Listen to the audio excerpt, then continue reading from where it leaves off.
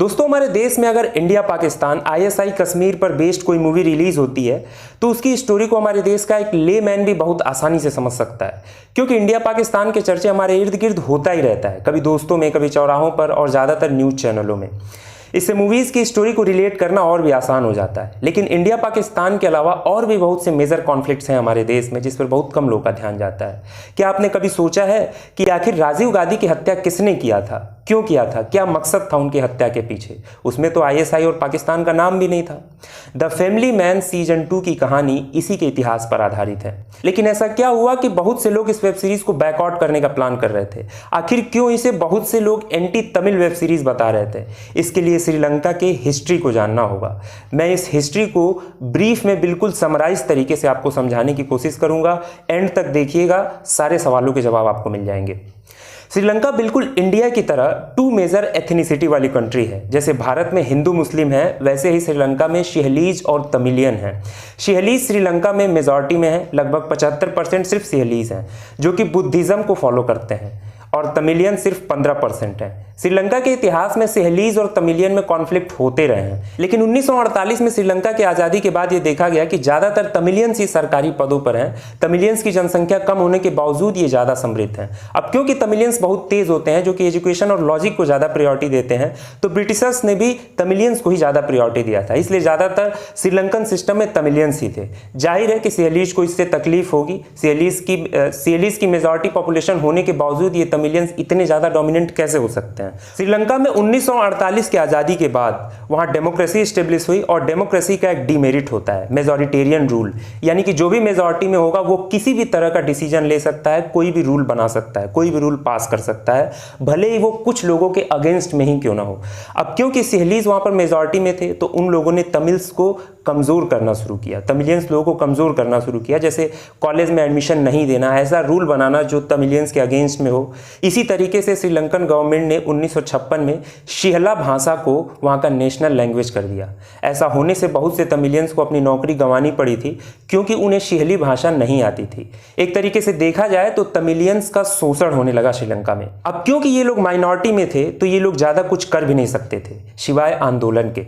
1970 तक तमिलियंस ने खूब आंदोलन किया। 70 के दशक में Tamil media, Tamil magazine, Tamil movies पर भी बैन लगा दिया गया। अब तमिलियंस को ये लगने लगा कि जब हमारे होने का कोई वजूद ही नहीं है, हमारे अधिकारों का कोई वजूद नहीं है, तो हमारा खुद का एक अलग देश होना चाहिए। अब तमिलियंस बागी बन गए, बगावत पर आ गए। आगे की कहानी में इन लोगों को मैं रेबल्स के नाम से बुलाऊंगा। अब इन लोगों ने कई ऑर्गेनाइजेशन बनाए, जिसमें से एक ऑर्गेनाइजेशन ज़्यादा सक्सेसफुल रहा, LTTE, यानी कि लिबरेशन टाइगर्स ऑफ तमिल इलम। तमिल इलम का मतलब होता है तमिल देश, जिसके लीडर थे वेल्लुपल्ली प्रभाकरन। आगे की कहानी के लिए इन दो नामों को याद रखिएगा, LTTE और V प्रभाकरन। अब श्रीलंका में पहले से ज़्यादा दंगे होने लगे थे, रेबल्स भी अब हथियार उठा चुके थे। शुरुआत में तो LTTE बहुत मजबूत नहीं था, लेकिन 80 के दशक आते आते इनकी मजबूती और बढ़ रही थी।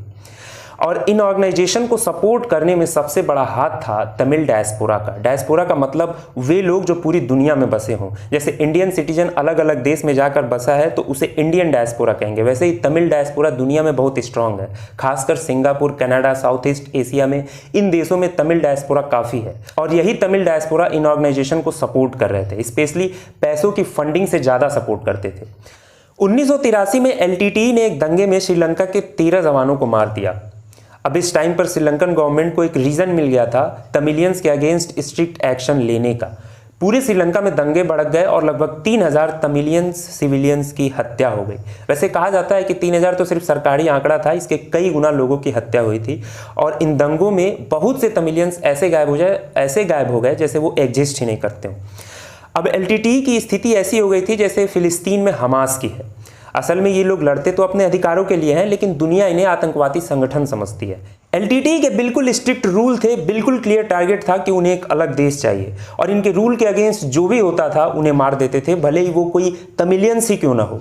90s के एंड तक ये लोग इतने मजबूत हो चुके थे कि इनकी एक शैडो गवर्नमेंट चलती थी। इनका खुद का कोर्ट था, बैंक था, खुद की पुलिस थी, खुद का नेवी था, एयरफोर्स था, एजुकेशन डिपार्टमेंट था।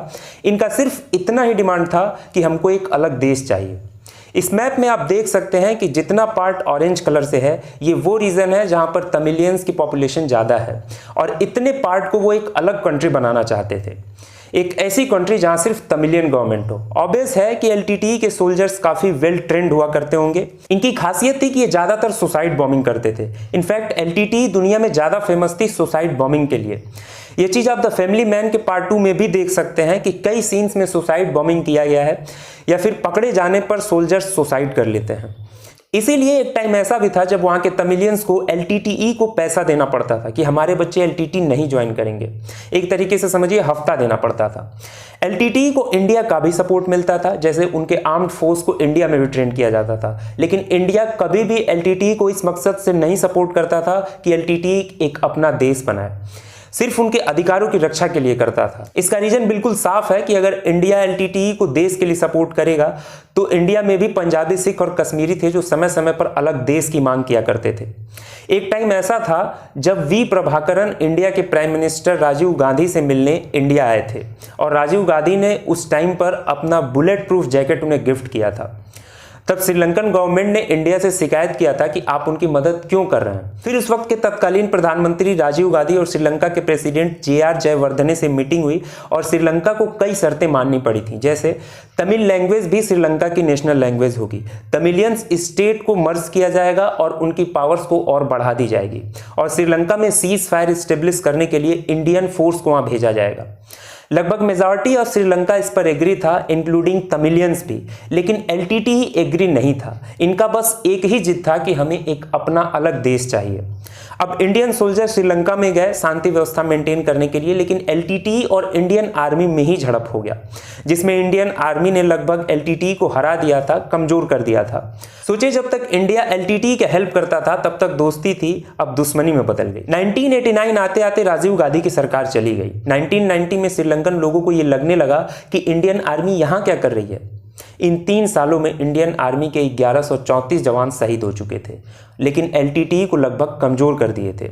अब इंडियन आर्मी वापस आ गई और एलटीटीई को एक बार फिर से पैर फैलाने का मौका मिल गया। 1991 में इंडिया में इलेक्शन था और राजीव गांधी के प्रधानमंत्री बनने के चांसेस ज़्यादा थे। एलटीटीई को लगने लगा कि अगर राजीव गांधी प्रधानमंत्री बन गए तो फिर इंडियन आर्मी को श्रीलंका भेजेंगे, जो एलटीटीई के लिए बहुत खतरनाक था।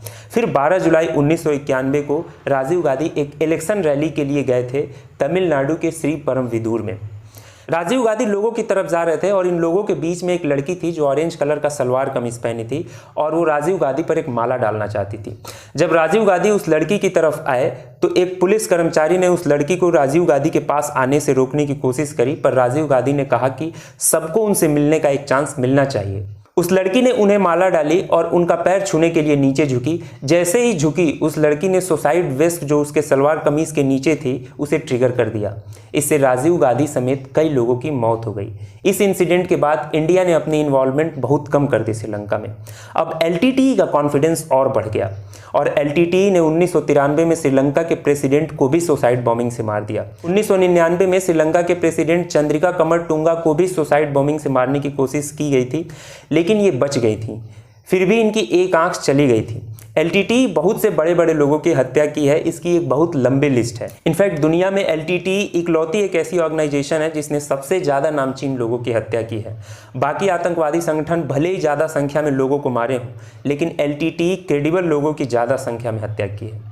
ये सब वायलेंस खत्म हुआ 2009 में, जब श्रीलंकन आर्मी ने पूरी तरह से नॉर्दर्न श्रीलंका पर अपना कंट्रोल ले लिया। श्रीलंकन आर्मी ने एलटीटीई को हराया और उनके लीडर वी प्रभाकरन को भी मार डाला, जिसमें बहुत से तमिल सिविलियन की भी हत्या हुई। यहां तक कि वी प्रभाकरन के 12 साल के लड़के को भी मार दिया गया। और जहां एक टाइम पर इंडियन गवर्नमेंट एलटीटीई को सपोर्ट कर रही थी, वहीं दूसरी तरफ इंडियन गवर्नमेंट ने श्रीलंकन गवर्नमेंट को वेपन और मिलिट्री इक्विपमेंट्स भी दिए। लेकिन अनफॉर्चुनेटली इस वॉर में तमिलियंस का बहुत ज़्यादा नुकसान हुआ। तमिलियंस के कईयों हजार निर्दोष लोग मारे गए। फिर भी श्रीलंकन गवर्नमेंट ने कोई भी जिम्मेदारी नहीं ली है इन ह्यूमन राइट्स वायलेशन की, और जो भी रूट प्रॉब्लम थी सिविल वॉर की वो अभी भी सॉल्व नहीं हुई है। जैसे यूएन के हिसाब से अभी भी श्रीलंका में तमिल के खिलाफ डिस्क्रिमिनेशन होता है। अभी भी मिलिट्री भारी तादाद में तमिल एरिया में मौजूद हैं। उनके बीच में हमेशा डर रहता है कि उनको मारा जाएगा या फिर अरेस्ट किया जाएगा। भले ही इंडियन गवर्नमेंट ने एलटीटीई पर बैन लगा दिया हो, लेकिन हमारे देश के तमिलियंस आज भी श्रीलंकन तमिलियंस के सपोर्ट में कोई ना कोई एक्टिविटी करते ही रहते हैं। जैसे अभी पिछले साल विजय सेतुपति ने ये अनाउंस किया कि हम श्रीलंकन बॉलर पर एक बायोपिक मूवी बनाएंगे, तो तमिल लोगों ने उनका खूब विरोध किया। तमिल लोगों का कहना था कि जब श्रीलंका में 2009 में वॉर हुआ था तब ये बॉलर उस टाइम पे रेबल्स का मजाक उड़ा रहा था। अभी जब द फैमिली मैन का ट्रेलर रिलीज हुआ था तब ज़्यादातर तमिलियन को ये लगा कि ये वेब सीरीज एलटीटी और तमिलियन के अगेंस्ट में है, जो कि 2 दिनों तक ट्विटर पे ट्रेंड करता रहा कि the family man against Tamil, जो दिखाता है कि आज भी तमिलियंस के मन में एलटीटी के लिए रेस्पेक्ट है। एक बात और क्लियर कर दूं कि ये वेब सीरीज कोई बायोपिक नहीं है, ये वेब सीरीज एक काल्पनिक कहानी है जो कि ऐसे ही इंसिडेंट पर बेस्ड स्टोरी है। मैंने वेब सीरीज देखा है, इसमें तमिलियंस के साइड को बहुत ऑनेस्ट और बहुत बैलेंस तरीके से दिखाया गया है। चलिए अब मिलेंगे फिर अगले वीडियो में, तब तक के लिए बहुत बहुत धन्यवाद।